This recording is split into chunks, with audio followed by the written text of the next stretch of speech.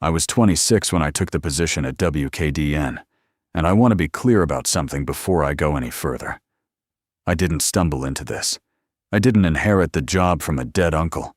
Nobody left me a mysterious letter. I applied, I interviewed, I got hired. This was something I chose. That's the part I keep coming back to, because everything that happened, everything I caused, traces back to that one ordinary decision. The station sat on the 14th floor of the Hargrove building in downtown Columbus. Not a small town, not a lonely stretch of highway. Columbus, Ohio, a city of 900,000 people. The studio windows looked out over High Street, and on clear nights you could see the lights of the short north stretching away to the south. Bars and galleries still open. Foot traffic flowing between restaurants. There was nothing isolated about the place. That's important to understand. What happened didn't happen because we were cut off from the world. It happened in the middle of everything, and nobody outside our floor ever knew. WKDN was a monitoring station. That's what they called it in the listing, and that's what it was, though the work itself took a while to explain. The FCC licenses thousands of broadcast frequencies across the country. Commercial radio, public radio, amateur bands, emergency services, aviation, maritime. Most of those frequencies are assigned and regulated. But between the assigned frequencies, there are gaps. Small dead zones in the spectrum where nothing is supposed to be broadcasting. WKDN's job was to listen to those gaps.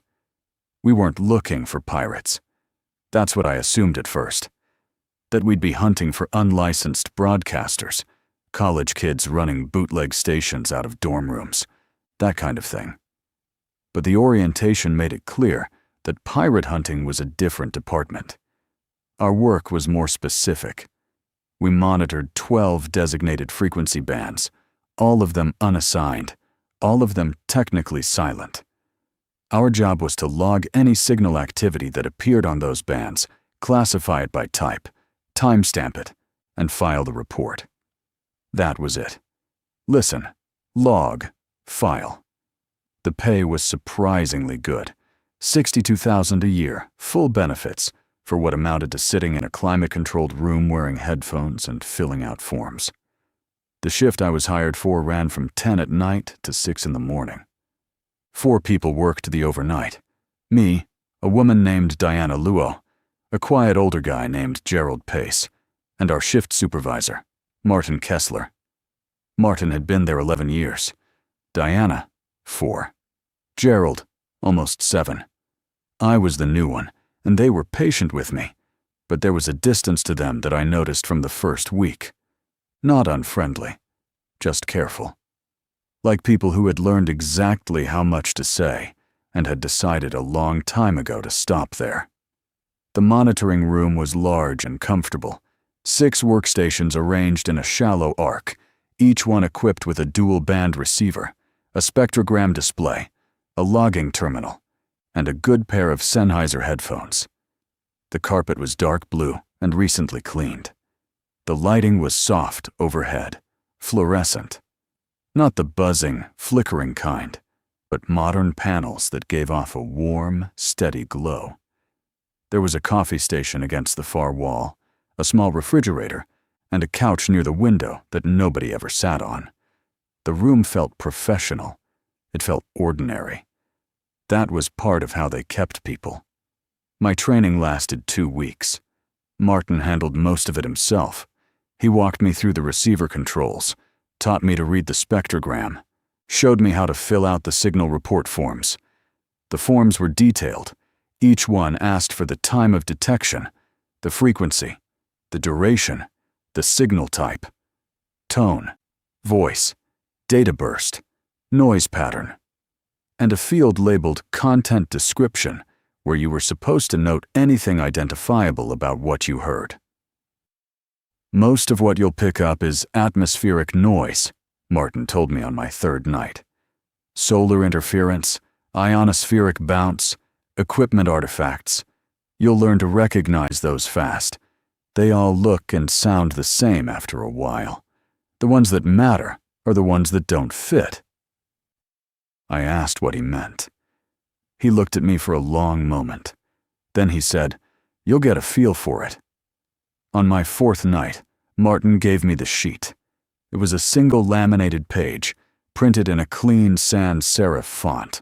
No header, no logo, no source attribution. It was titled, "Standard Monitoring Protocols, Signal Classification Exceptions." There were 9 items on the list. The first one read, "If a signal on any monitored band produces a clear, repeated tone at 400 Hz lasting longer than 90 seconds, classify it as atmospheric and close the log entry. Do not continue monitoring. Do not record content." The second, if a voice-type signal is detected and the content includes enumeration, that is, a voice reading a sequence of numbers, classify as data artifact and close the log. Do not attempt transcription. Do not continue listening beyond initial identification. The third, if any signal produces identifiable speech in English, Spanish, or Mandarin, and the speech content references specific geographic coordinates, street addresses, or personal names, close the log entry immediately. Classify as spurious reception/adjacent band bleed. Do not flag for review. I read all 9. They were specific. Some of them were technical. Instructions about how to handle signals that appeared on multiple bands simultaneously, or signals that seemed to shift frequency in a predictable pattern. One of them addressed signals that appeared to respond to the receiver, that changed when you adjusted the tuning, as though something on the other end could detect what you were doing. That one simply said, "Disengage. Mark as equipment malfunction. File no report." The 9th and final item was the shortest. If at any point during monitoring you believe a signal is directed at you specifically, disconnect your headphones, leave your station, and notify the shift supervisor.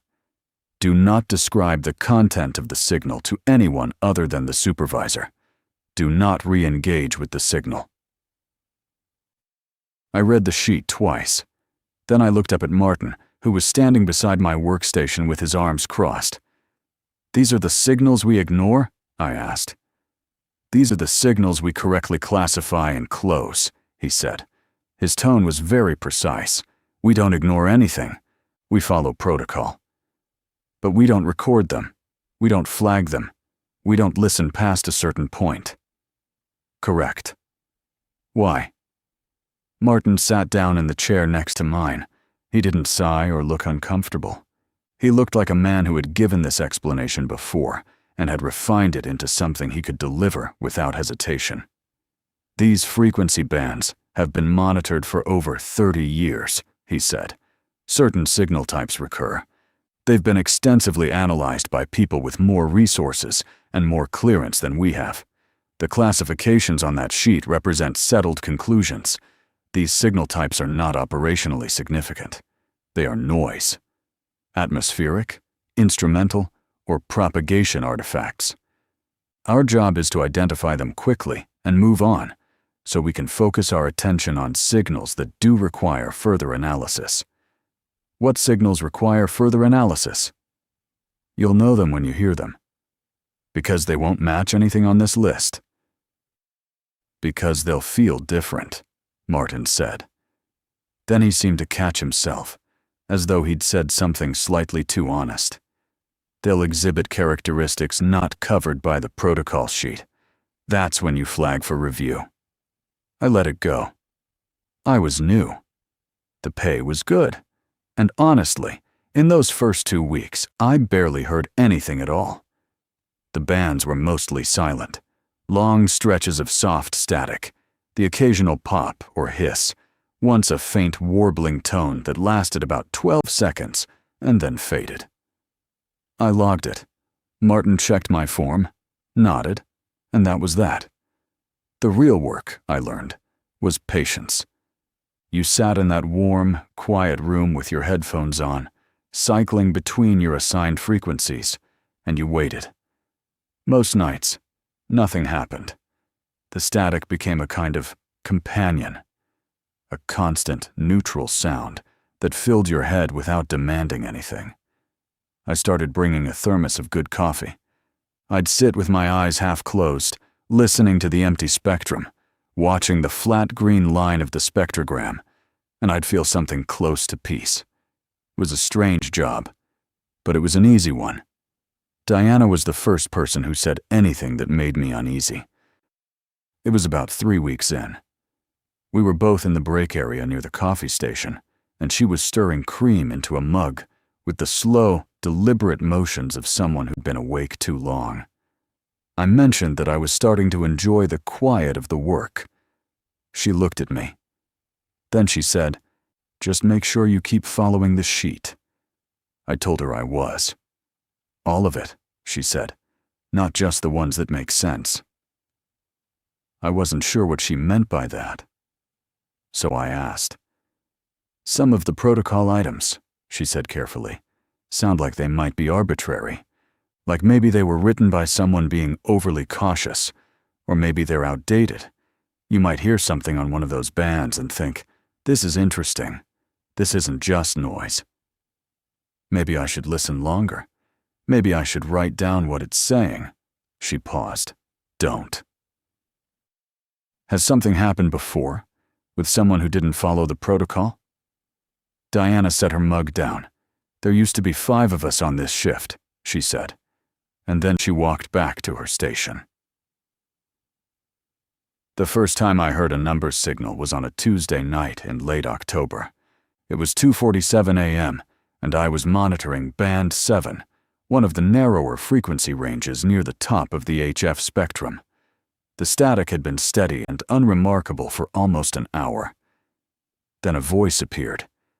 It was female, flat, uninflected, not robotic, but drained of personality in a way that made it feel automated.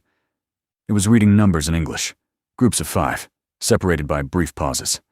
7, 3, 1, 9, 4, pause, 2, 8, 6, 0, 5, pause. I recognized what it was immediately. Number stations. They've been documented for decades. Shortwave broadcasts of voices reading number sequences, widely believed to be coded messages for intelligence operatives. They're well known in radio hobbyist circles. Most are associated with state intelligence agencies, the Lincolnshire Poacher, the Buzzer, UVB-76. These were real things. But the protocol sheet was explicit.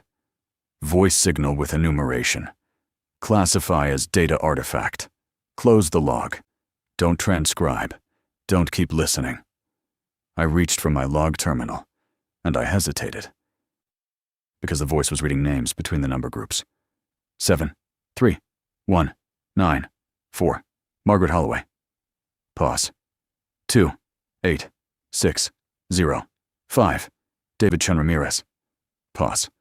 4, 4, 7, 1, 3, Abigail Loomis. This wasn't a standard numbers broadcast. I knew that immediately. The format was wrong. Number stations don't include names. That's the entire point. The content is opaque, uninterpretable, without a one-time pad. Adding proper names defeats the purpose of the encryption. This was something else. My hand was still hovering over the log terminal. I could hear Martin's voice in my head. Classify as data artifact, and close the log. The protocol didn't distinguish between numbers only and numbers with names. It said, enumeration. This was enumeration. But these were names. Specific names. Full names, with middle names or hyphenated surnames. Real-sounding people. I wrote down 3 of the name-number pairs on a scrap of paper.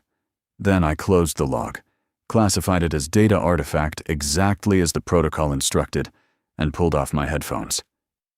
Nobody said anything.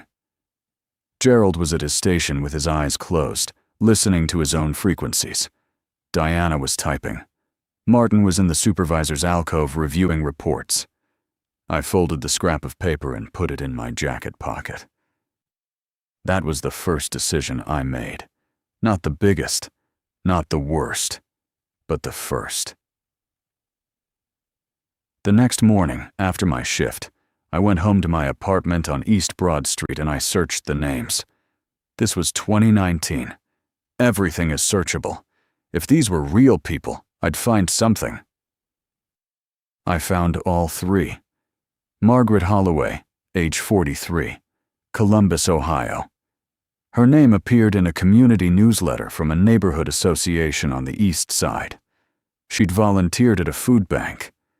David Chen Ramirez, age 31, Dublin, Ohio. He had a LinkedIn profile, software developer at a mid-sized tech company. His profile picture showed a smiling man with glasses holding a toddler. Abigail Loomis, age 67, Westerville, Ohio. She had an obituary. She had died 4 days before the broadcast. I stared at the obituary for a long time. It was brief. She had passed peacefully at home, survived by 2 children. Services had been held at a Methodist church in Westerville. 1 death out of 3 names. That didn't prove anything. People die. The name could be a coincidence. Holloway and Chen Ramirez were alive and apparently fine. I was reading too much into it. I put the scrap of paper in the drawer of my desk and I went to bed.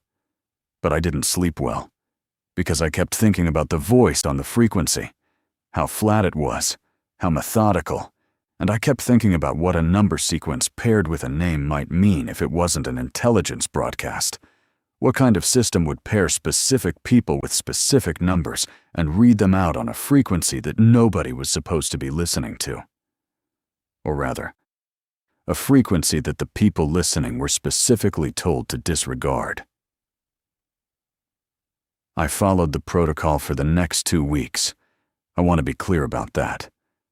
When the 400 Hz tone appeared on band 3, a long, steady, featureless hum that went on for over 4 minutes. I classified it as atmospheric and closed the log. When a fragment of Spanish appeared on band 9, a man's voice saying what sounded like an address, I closed the log. I did my job. But I was listening differently now. I was paying attention to the texture of the signals I was supposed to dismiss, even as I dismissed them. And I started to notice something the protocol sheet didn't mention. The signals weren't random. Most atmospheric noise is random. Solar interference comes and goes based on solar cycles. Ionospheric bounce is unpredictable. Equipment artifacts are intermittent and chaotic. But the signals flagged by the protocol occurred on a schedule, not a rigid one, not exactly the same time every night. But there was a rhythm. The 400 Hz tone tended to appear between 1 a.m. and 1:30 a.m. The numbers' voices came between 2:30 and 3:15. The coordinate reading fragments clustered around 4 a.m., and there was a brief window, usually around 3:45, when multiple bands would activate simultaneously. A flurry of mixed signal types lasting 2 to 3 minutes. Then silence. I didn't mention this to anyone. I told myself I was still following protocol. I was classifying and closing exactly as instructed. I was just noticing the patterns. Noticing isn't a violation. But noticing changed me. Because once you see a schedule, you stop thinking of something as noise. Noise doesn't have a schedule. Noise doesn't organize itself into windows of activity. What I was hearing on those bands was structured. It was deliberate. And somebody had written a protocol sheet designed to make sure that the people listening would never think about it long enough to realize that. On a Wednesday night in mid-November, I heard the numbers voice again. Same frequency, same flat female voice, same format, 5-digit groups followed by full names. I had my log terminal open, I had my headphones on, and I had a small notebook resting on my knee, below the edge of my desk where the security camera above the door couldn't see it. I wrote down every name. There were 14 that night, 14 5-digit sequences, each paired with a full name. The voice read them steadily, with metronomic pauses between each pair, and then the signal stopped. Total duration, 6 minutes and 20 seconds. I classified it as data artifact. I closed the log. I put the notebook in my jacket. The next morning, I searched every name. 11 of the 14 were findable, normal people. Columbus metro area, mostly, though 2 were in Cincinnati and 1 was in Dayton. LinkedIn profiles, Facebook pages, church directories, PTA newsletters. Living, breathing people with ordinary digital footprints. 2 of the 11 had died. 1, a man named Franklin Gerhardt, had died in a car accident on I-2706 days before the broadcast. The other, a woman named Yolanda Prentice, had died of cardiac arrest at Mount Carmel, East Hospital, 8 days before. 2 out of 14. Both dead before the signal. I sat at my kitchen table with the notebook open in front of me and the obituaries side by side on my laptop screen, and I made a decision. I would keep writing down names, I would track them, and I would wait to see if any of the 12 living people on the list died after the broadcast. This was the second decision, the one that changed everything. For 3 weeks I collected names. The number's voice appeared 4 more times, always in the same window, always on band 7. I wrote down every name I could catch. Some nights, the signal was clear. Other nights, it was partially obscured by interference, and I'd only get fragments of a first name without a last, or a last name garbled beyond recognition. But I built a list, 53 names total, with varying degrees of completeness. I tracked all of them, and the pattern held. On every broadcast, between 1 and 3 names belonged to people who had recently died. The deaths were unremarkable. Car accidents, strokes, cancers, falls, ordinary deaths, the kind that happen in a metropolitan area of 2 million people every day. There was nothing supernatural about the deaths themselves. People die of heart attacks. People crash their cars. That's not unusual. What was unusual was that a signal on an unassigned frequency was reading their names before anyone at WKDN was supposed to notice. But here's the part that kept me awake. During those 3 weeks, 4 of the people I'd found alive at the time of the broadcast died afterward. Thomas Meehan, age 52, Hilliard, found dead in his garage of carbon monoxide poisoning 11 days after his name appeared on band 7. Patricia Yunochoa, age 38, Gahanna, died in her sleep. Cause listed as a previously undiagnosed cardiac arrhythmia, 7 days after broadcast. Robert Tarkington, age 70, Bexley, fell down the stairs at his home, died of a subdural hematoma, 13 days after broadcast. And Karen Lassiter, age 29, Columbus, hit by a delivery truck while crossing Parsons Avenue, killed instantly, 9 days after her name was read by the voice on band 7. Karen Lassiter was 29. She'd been a graduate student at Ohio State. Her social media was still public. The last post was a photo of her dog sitting in autumn leaves, captioned with a joke about seasonal allergies.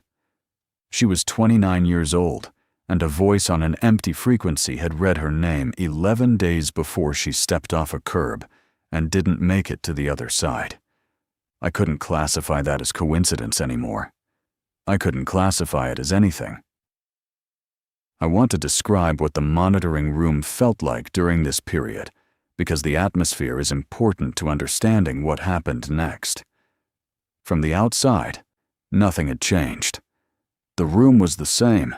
Warm lighting, soft carpet, the hum of receivers, the distant sound of Columbus traffic 14 floors below.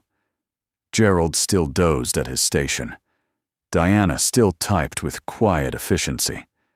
Martin still reviewed reports in his alcove.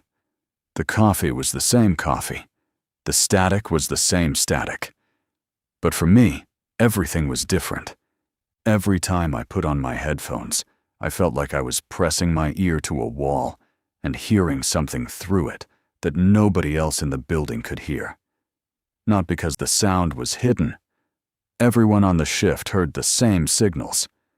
But because the meaning was hidden. I was the only one who had broken protocol far enough to understand what the signals contained. Or was I? I started watching my coworkers more carefully. Gerald, with his closed eyes and his motionless posture. Was he really sleeping through the signals? Or had he trained himself not to react?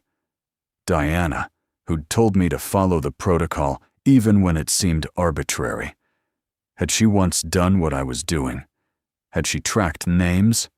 Had she seen the pattern? Was that why she'd been so careful in her warning? And Martin, who'd been there 11 years. Martin, who said, "They'll feel different," and then caught himself. Martin, who handed me the protocol sheet with no explanation beyond settled conclusions, and moved on. I thought about approaching Diana. I even rehearsed it in my head. Casual, hypothetical, careful. Have you ever wondered about the number signals? Have you ever looked into them? But every time I imagined her face, I saw the same expression she'd worn when she told me there used to be 5 people on the shift.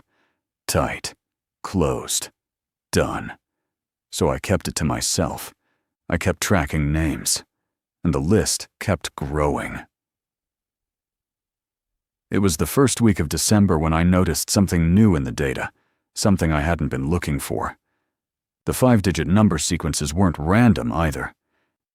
I'd been treating them as codes, encrypted strings that I couldn't decode without a key. But on a sleepless Tuesday afternoon, sitting in my apartment with all the notebooks spread across the table, I started looking at the numbers differently. Not as codes, as dates. The format was 5 digits. Most date formats use 6 or 8. But if you dropped the leading digit of the year, if you assumed the year was 2019 and only recorded the last digit, you could read a 5-digit sequence as a date. 9/11/04, 9/11/04, November 4th, 2019. I checked. Franklin Gerhardt. 5-digit sequence, 9/10/29, October 29th. He died on October 28th, 1 day off. But death certificates often lag by a day. The date of discovery versus the date of death. I checked Patricia Yunochoa. Her sequence, 9/11/18, November 18th. She died on November 17th. 1 day off again.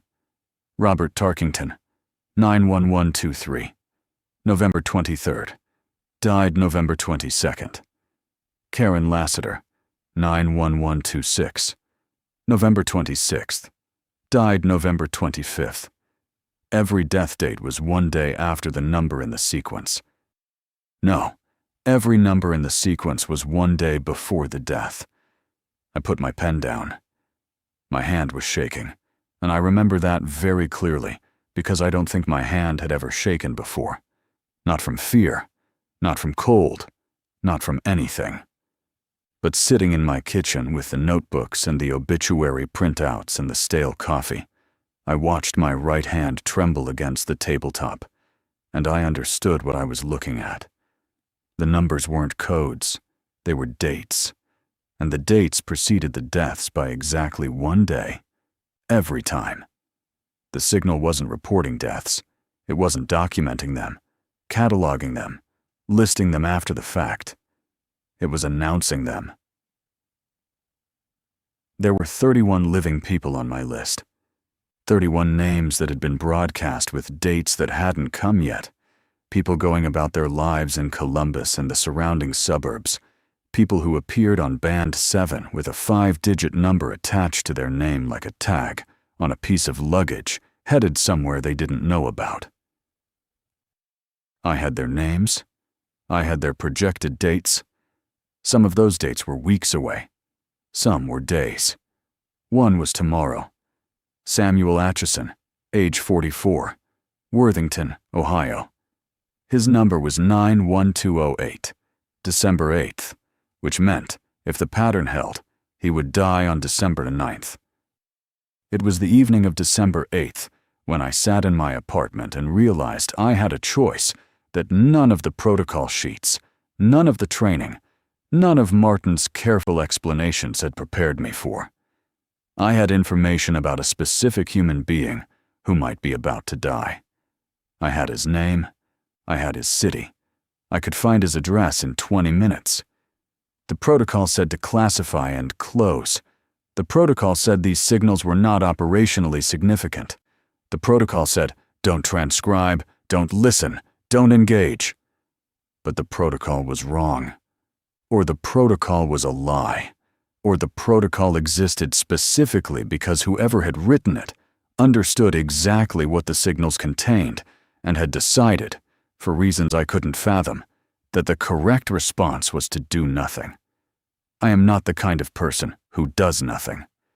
I want to be honest about that, because I think it matters for understanding what came next. I'm not impulsive. I'm not reckless. But I have a stubborn, inbuilt resistance to standing on a riverbank and watching someone drown. It's not courage. It's something closer to compulsion. A physical inability to hold still when action seems possible. My mother had it too. She once pulled a stranger's kid out of a retention pond at a strip mall and drove away before anyone could thank her, because being thanked made her uncomfortable. But walking past would have been impossible. I found Samuel Acheson's address through a combination of public records and a people search website.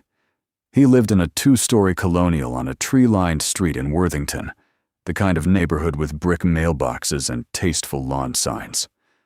I sat in my car on his street at 11 o'clock at night, staring at his house with its porch light on and its second-floor windows dark, and I tried to figure out what to say. Hi, I work at a radio monitoring station, and a voice on an unassigned frequency read your name along with a number that I believe represents tomorrow's date. And based on the pattern I've tracked over the last 6 weeks, I think you're going to die tomorrow. There was no version of that sentence that didn't sound insane, but I thought about Karen Lassiter's dog in the autumn leaves. I thought about her stepping off the curb. I thought about the flat, dead voice on Band 7 reading her name 9 days before it happened, and about myself sitting in a warm room on the 14th floor of the Hargrove building carefully typing data artifact into a log terminal while her death approached on a schedule. I got out of the car. I walked to the front door. I rang the bell.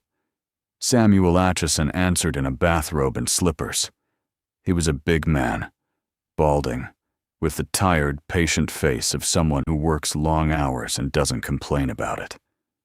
He looked at me through the storm door with polite confusion. "Can I help you?" "Mr. Acheson, my name is Luke Pelletier. I'm sorry to bother you so late.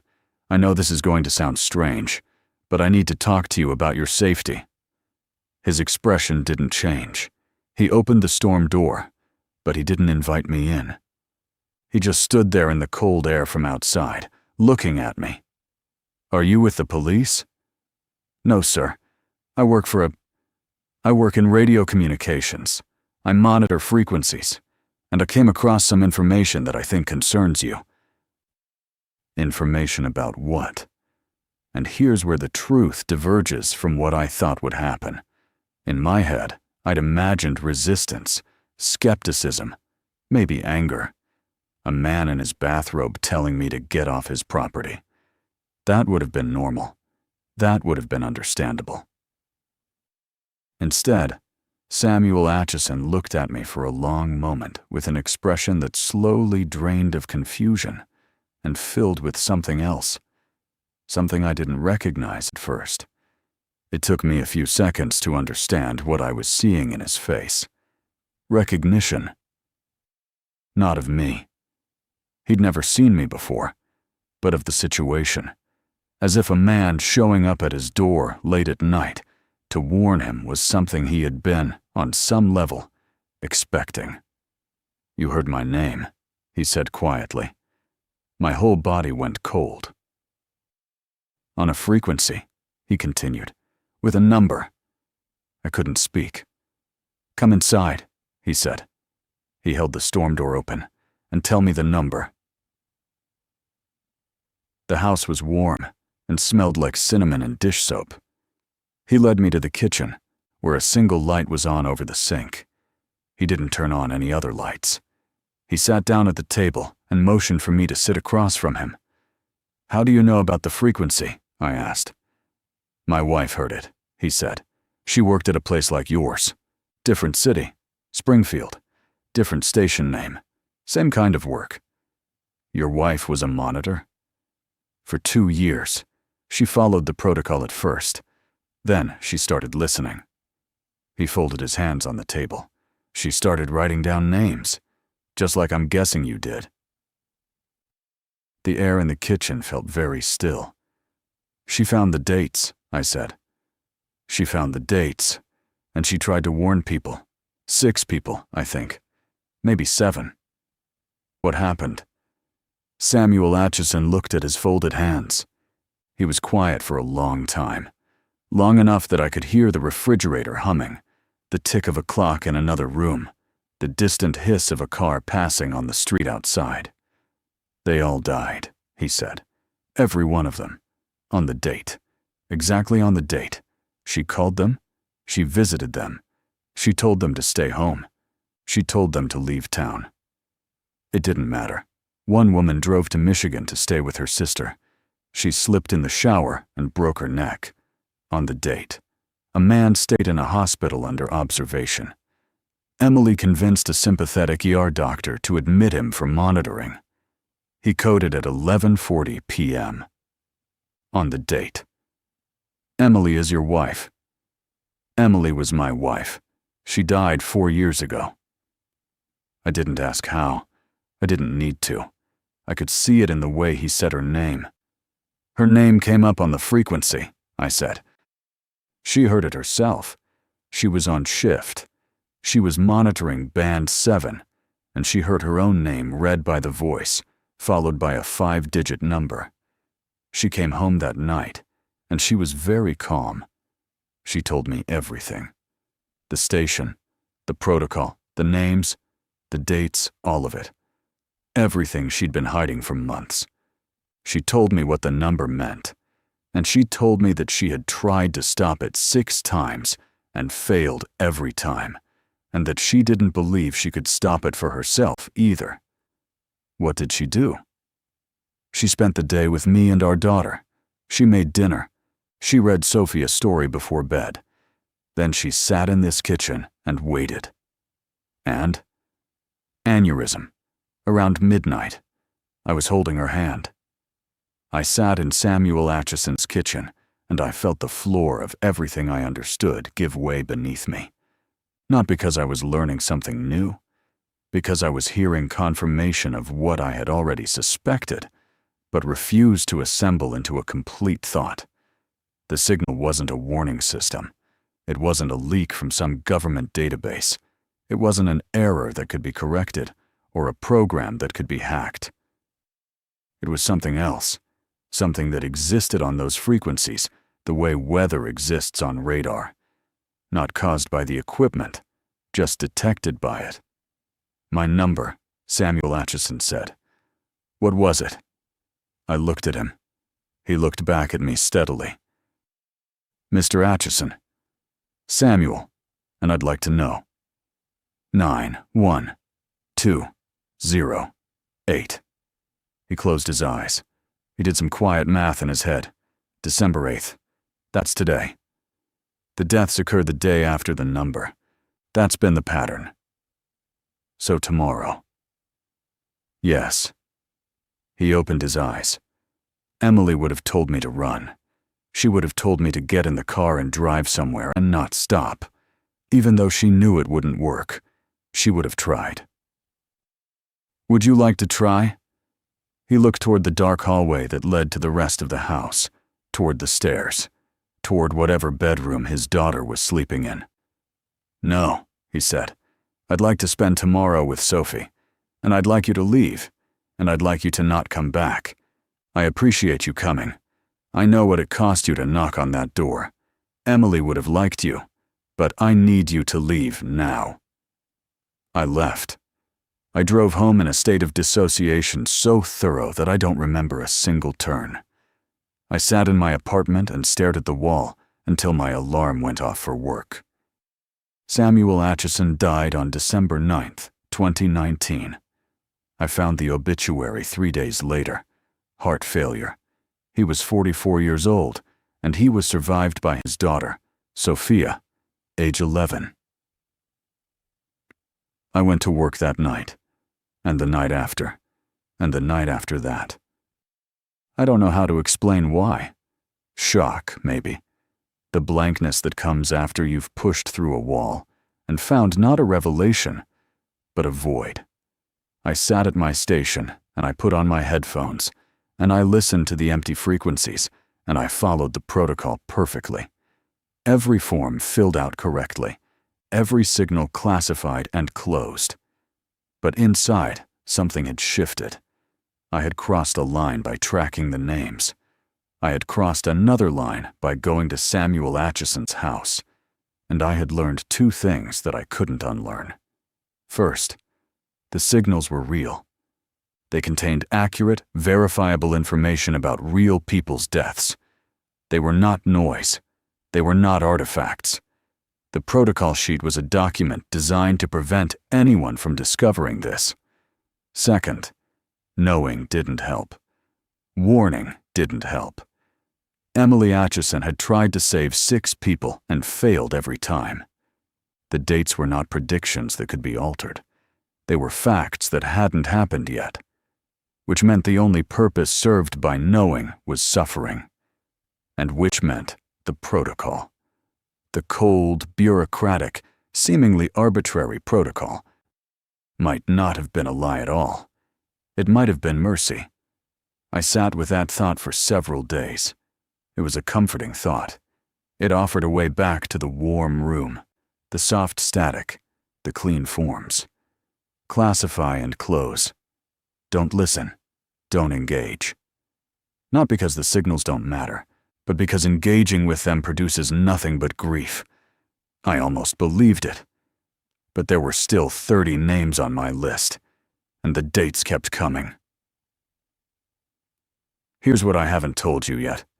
Here's the part that broke the logic of resignation and pulled me forward into something I can't take back. On December 15th, I was monitoring Band 7 during the usual window. The voice appeared. I had my notebook under the desk. I was writing names on reflex now, the way you scratch an itch without deciding to. The voice read 12 name number pairs. I wrote them all down. The 9th name was mine. 9, 2, 0, 1, 1. Lucas Andrew Pelletier. I heard my full name in that flat, toneless voice, and I felt nothing. That's the truth. I didn't gasp. I didn't jolt. I didn't pull off my headphones. I sat very still, and I felt a vast, spreading nothing, like a lake freezing over in a single instant. Then I looked down at the notebook. 92,011. January 11th, 2020. 27 days. I'd like to tell you that I spent those 27 days in a state of escalating terror. That would make narrative sense. That would be the expected response.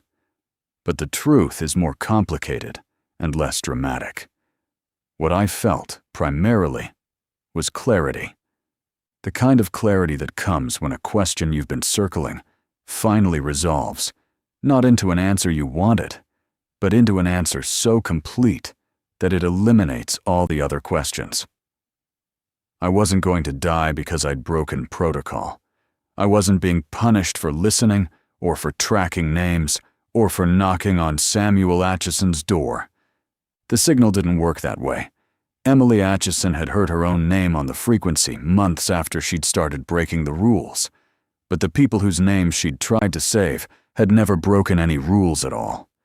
They were ordinary people who had never heard of Band 7 or the protocol sheet or any of it. The signal didn't care about what you knew or didn't know. It didn't care about protocols or stations or monitoring rooms. It was just a list, and now I was on it. I had 27 days, and I decided to use them. Not to run, not to hide, not to check myself into a hospital or drive to another state, or try any of the things that Emily Acheson had tried and failed. I decided to use them to find out what the signal actually was. Because here's the thing that Samuel Acheson's story clarified for me. The signal was being detected by multiple stations. WKDN in Columbus, whatever station Emily had worked at in Springfield, the same 12 frequency bands, the same protocol sheet, the same instructions to classify and close. This was a system, a network of monitoring stations, all listening to the same unassigned frequencies, all staffed by people trained to ignore the most important thing they heard. Someone had built that system. Someone maintained it. Someone wrote the protocol sheet and laminated it and handed it to new hires like me. And that someone knew what the signals were. They had known for 30 years. I started with Martin. It was a Thursday night, late, around 4 a.m. Gerald was asleep. Diana was in the restroom. I walked over to Martin's alcove and I stood in front of his desk and I said, "I need to talk to you about Band 7. He didn't look up from his reports. "What about it?" The numbers voice, the names and dates. His pen stopped. He still didn't look up. He stayed very still for about 5 seconds. Then he set the pen down and raised his eyes. "Sit down," he said. I sat. "How many names?" he asked. "Over 80. "How many confirmed?" "Enough. And you found your own?" It wasn't a question. I stared at him. "Everyone finds their own eventually," Martin said. "That's why the protocol exists. That's why we classify and close. Because some signals carry information that human beings are not equipped to handle, and the most merciful thing you can do with that information is bury it. You've known this the whole time." "I've known since my 2nd year. And you just keep working. Keep sitting here. Keep filing reports." "Yes." "Why?" Martin looked at me with an expression I hadn't seen from him before. It wasn't pity. It wasn't anger. It was something older and more complicated. The look of someone who has carried something for so long that it has become part of his posture.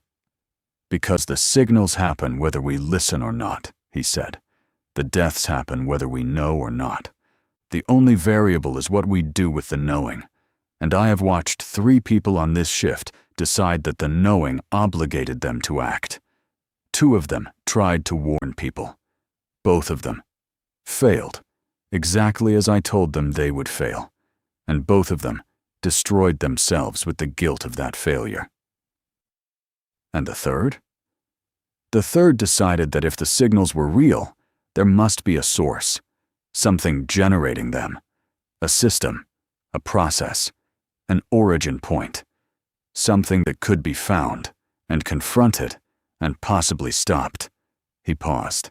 "That was the 5th member of our shift, the one Diana mentioned."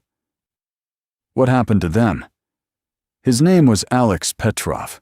He started digging, not into the signals themselves, into the infrastructure, who funded the monitoring stations, where the protocol sheet originated, who wrote the classification exceptions.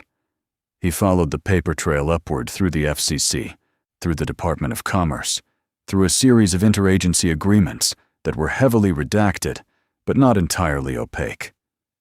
And he found something. I don't know exactly what. He never told me the details. But he came into work one night in March of last year, and he was different. Shaken. Not frightened. I've seen frightened. He was something worse than frightened. He was apologetic. Apologetic? He told me he was sorry.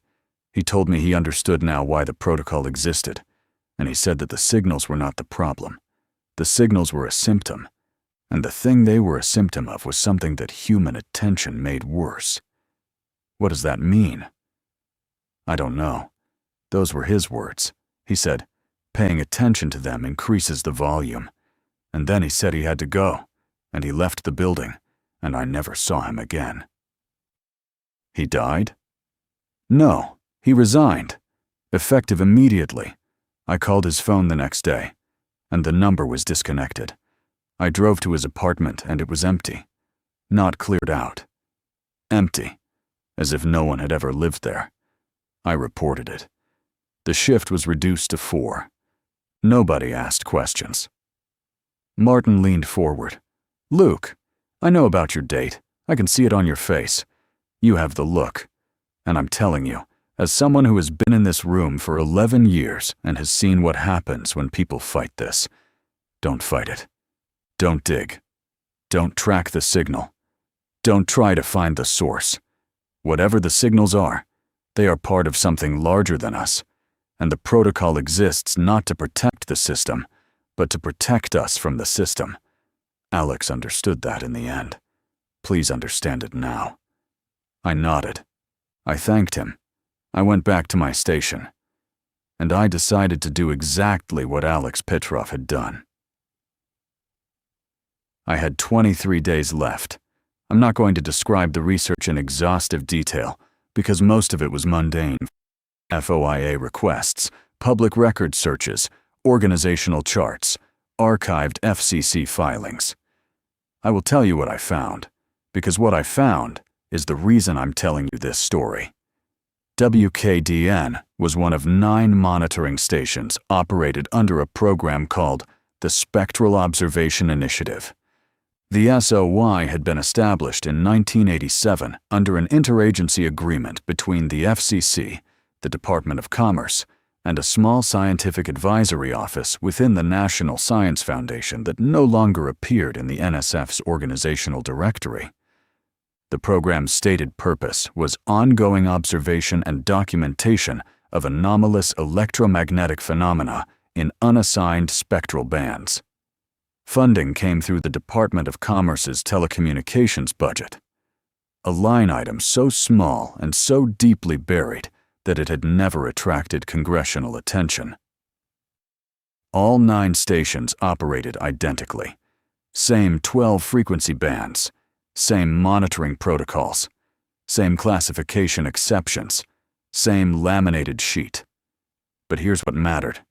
The program had been created in response to a specific event. The archived founding documents referenced a 1986 incident at a research facility in Urbana, Illinois, where a team of physicists studying atmospheric radio propagation had accidentally demonstrated that certain unassigned frequencies carried coherent signals of unknown origin. The signals had been present for as long as the equipment could detect them. They were not being generated by any human source. They were simply there, embedded in the spectrum like a watermark in paper. The physicists had made the same discovery I had made. The signals contained names and dates. They had done what any scientists would do. They had documented the signals, transcribed the content, cross-referenced the names, and tracked the outcomes. And they had confirmed the pattern. The dates preceded the deaths by exactly 1 day. But they had also discovered something else. Something that I think explains everything. During the period of active study, the 6 months when the research team was transcribing and analyzing the signals, the rate of names appearing on the frequencies increased, not slightly. The volume of the broadcasts roughly doubled. The same 12 frequency bands began carrying more names, more dates, more signals per night, and the deaths tracked perfectly. More names meant more deaths. The researchers initially assumed they were simply getting better at detecting signals that had always been there, but when they stopped monitoring, when they physically powered down the receivers and walked away, a colleague at a separate facility confirmed that the signal volume dropped. Within weeks of the Urbana team ceasing observation, The frequencies returned to their baseline activity level. Attention increased the volume. Not metaphorically, not psychologically, literally. The act of listening to the signals, transcribing them, engaging with their content, caused them to produce more content, more names, more dates, more deaths. I found this in a scanned PDF of an internal NSF memorandum, partially redacted, stored in a Department of Commerce archive that had been improperly indexed and was therefore accessible through a standard records request that shouldn't have worked. I think about that sometimes, whether the access was really an error, or whether Alex Petrov had found the same document and the system didn't care who else found it, because the finding was itself part of the process. The memorandum's recommendation was explicit: do not discontinue monitoring. Discontinuation removes our only observation channel. Instead, establish permanent monitoring stations staffed by trained observers and implement strict protocol controls that prevent engagement with signal content. The signals must be heard. They must not be listened to. That was the distinction: hearing versus listening. The receivers had to be on. Someone had to be in the room. The frequencies had to be observed, because observation at a baseline level appeared to keep the signal volume stable. But the observer could not engage, could not transcribe, could not track names, could not investigate, because investigation was attention, and attention was volume, and volume was death. I sat in my apartment on January 3rd, 2020, 8 days before my date, and I looked at the notebooks full of names. 83 names I had transcribed over the course of 10 weeks. 83 names I had paid attention to, tracked, searched, worried about. And I thought about the signal volume increasing when people listened. And I thought about Alex Petrov saying, paying attention to them increases the volume. And I thought about what that meant for the 83 names I had written down. Not all of them had arrived with dates that had already passed. Many of them were future dates. Dates that hadn't come yet when I first heard them. Dates that might not have existed at all if I hadn't been listening so closely. The protocol told me to classify and close. The protocol told me these signals were not operationally significant, and I had decided, out of curiosity and stubbornness and a compulsive need to act, that the protocol was wrong. But the protocol wasn't wrong. The protocol was a cage built around something that fed on attention, and I had opened the cage door and poured attention into it for 10 weeks, and the thing inside had responded by growing. More names, more dates, more deaths. People were going to die because I had listened. Not because the universe is cruel, not because some entity targeted me, because the mechanism works like a volume dial, and I had turned it up. Every name I wrote down, every obituary I searched, every thread I pulled, I was feeding it. The signal was louder now than it had been when I started.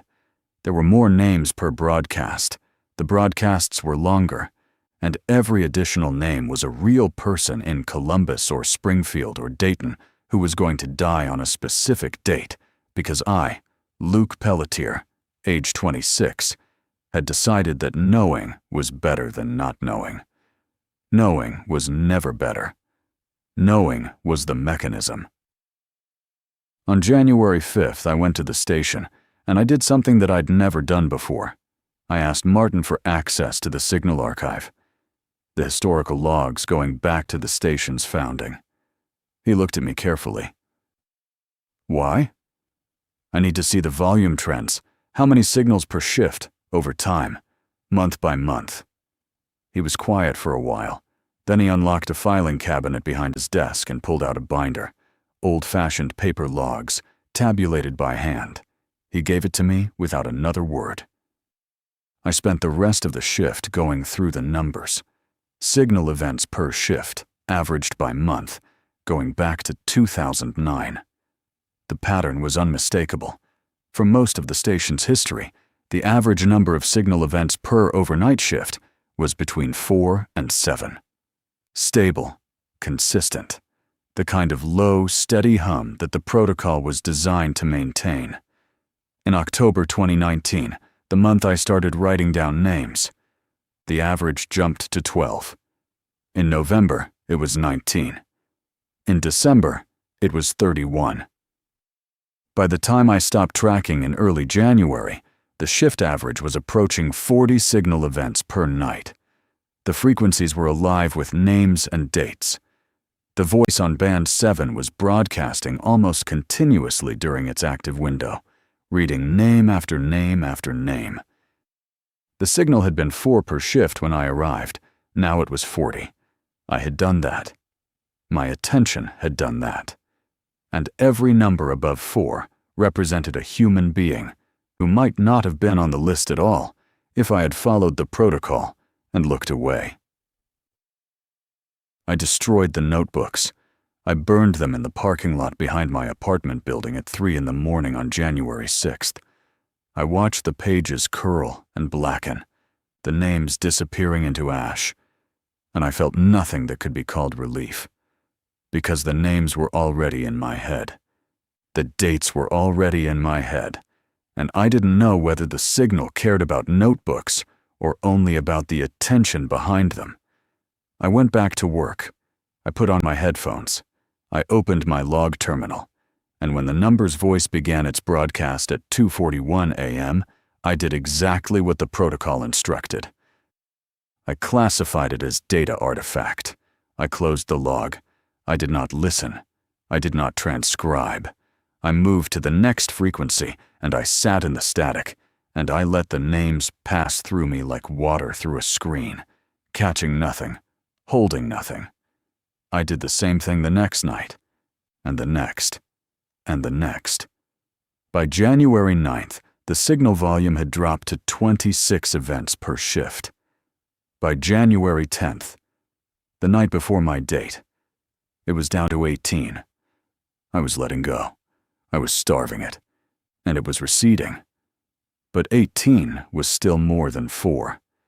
The baseline when I'd arrived. There were still more names on the list than there should have been. Still people who would die because I had spent 10 weeks paying attention.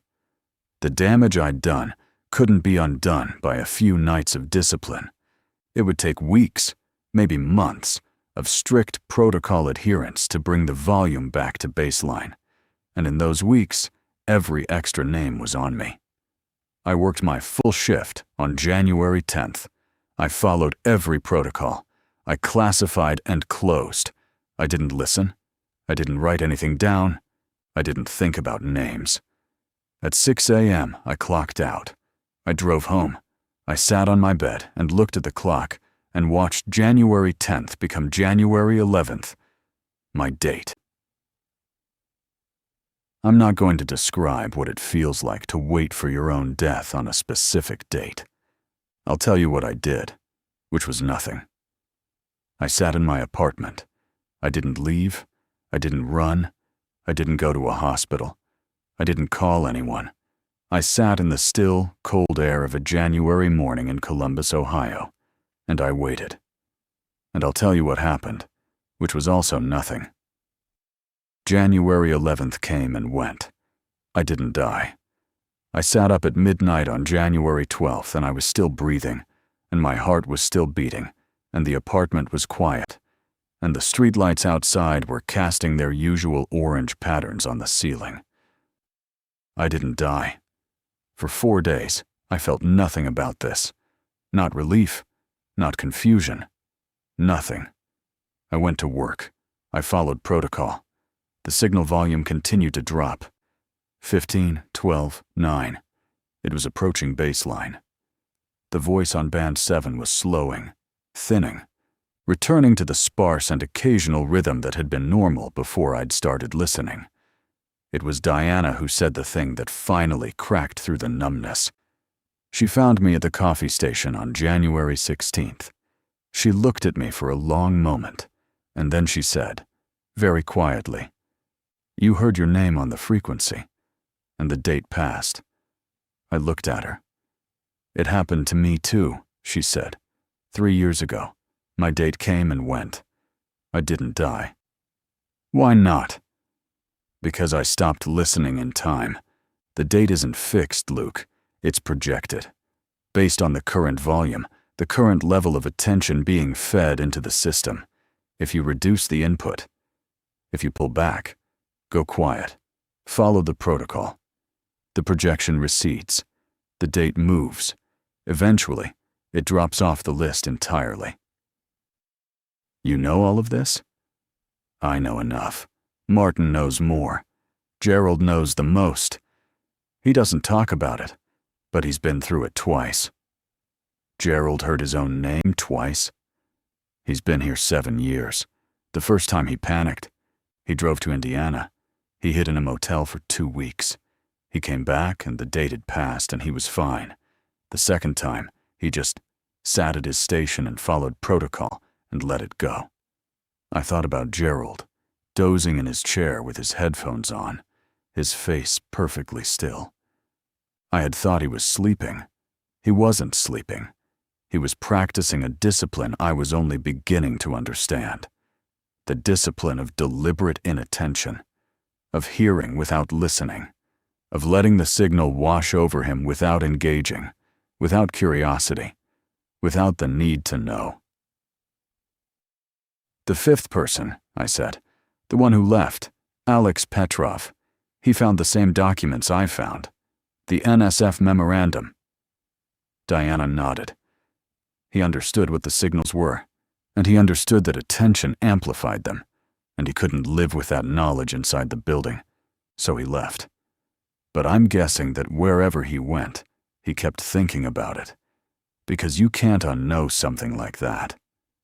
That's what Martin thinks, Diana said, that Alex is still out there somewhere, still paying attention, and that his attention is still feeding the signal even though he's not in the room anymore. Because the frequencies don't care where you are. They care whether you're listening. She picked up her coffee. She looked at me one more time. You brought the volume up to 40 per shift, she said, and there was no accusation in her voice, just the calm, factual tone of someone stating a measurement. People died because of that. People who wouldn't have been on the list. You can't undo that. But you can stop feeding it. You can do your job, follow the protocol, and let the volume come back down. That's the only thing any of us can do. She went back to her station. I want to tell you this story has a resolution, a climax where I confront the source of the signal, or discover its true nature, or find a way to shut it down. But there is no such climax. There is no confrontation.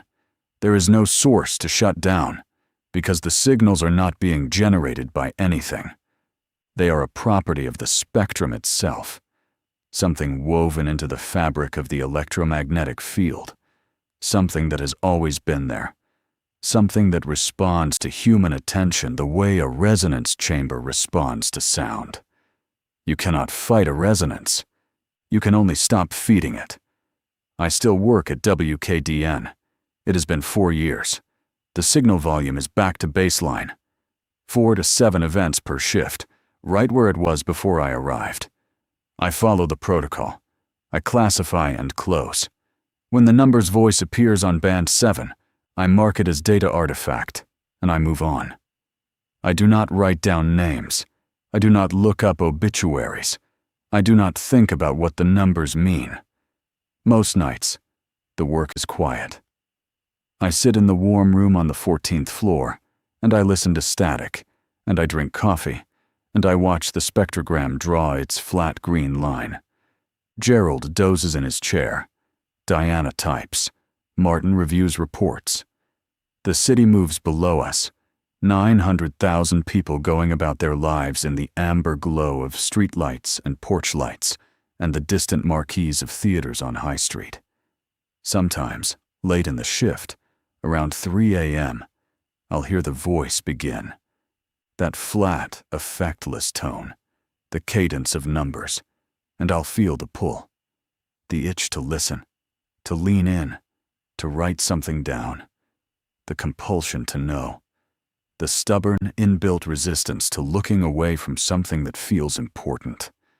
And I'll think about Karen Lassiter, and Thomas Meehan, and Patricia Yunochoa, and Samuel Acheson, and all the other names that I pulled into existence by paying attention to a thing that fed on exactly that.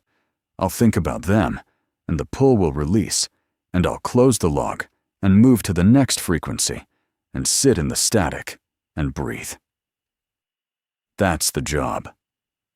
Not monitoring, not listening, resisting the urge to listen. That's what the protocol always meant. Not this is unimportant, but this is the most important thing you will ever hear, and you must hear it without listening. Because listening is what makes it hungry. I'm telling you this now because I'm leaving the station. I put in my resignation last week. My last shift is Friday. And I'm telling you because I think you need to know that the story I just told you is itself a kind of feeding. You're listening, you're paying attention, you're engaged, and somewhere in the spectrum, on a frequency you'll never tune to, the volume just ticked up by 1. Not much. 1 listener isn't much. It's almost nothing. But I've learned what almost nothing can become. So here's my advice, and it's the same advice Diana gave me, and it's the same advice the protocol sheet gives to every new hire who sits down at a monitoring station and puts on headphones for the first time. Don't listen too closely. And when the names start, close the log.